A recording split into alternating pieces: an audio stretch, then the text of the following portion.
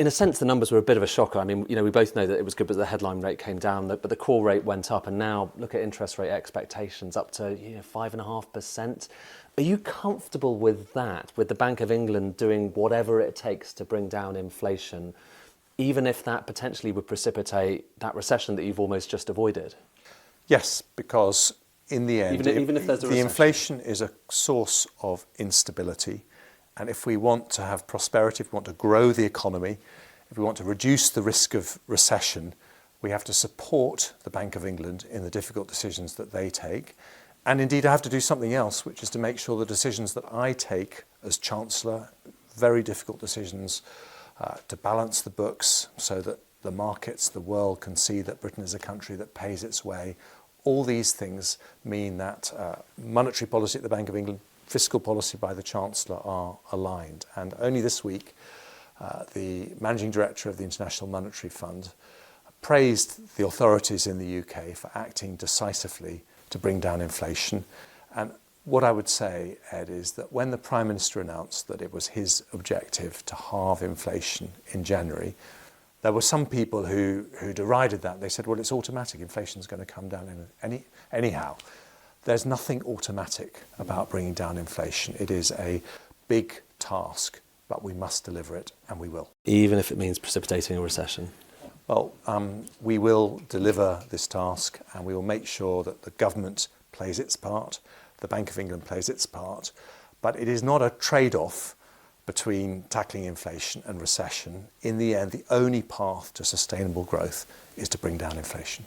I want to talk about life sciences, because obviously you have a big event, a set of announcements about what you're doing for that sector. Would you say this is picking winners? Because you are picking certain sectors that you believe have a shot. It's not picking winners, and I think it's a very important question to ask. What happened in the 1970s was that we picked companies like British Leyland, put money into them, and it didn't work. And we have learnt that we can support sectors, but the sectors we support, we want to foster fierce competition between the players in those sectors. But we are completely clear that the sectors we're backing, the sectors where Britain does really well, technology, life sciences, advanced manufacturing, clean energy, these are the sectors that are going to make us prosperous and successful in the 21st century. You're picking sectors, and on green energy, a lot of speculation now. In fact, we've heard that the chairman of Tata is coming here to Downing Street next week to have a meeting. A lot of speculation there's going to be a gigafactory opened up. What can you tell us about that? Well, I can't talk about any commercial discussions, you'll understand that. But what I can say is that we understand, the Prime Minister and I understand, that we're in a global race to attract investment, and we will always do what it takes to make sure the UK remains competitive. Including potentially subsidies for people if they want to build a big gigafactory?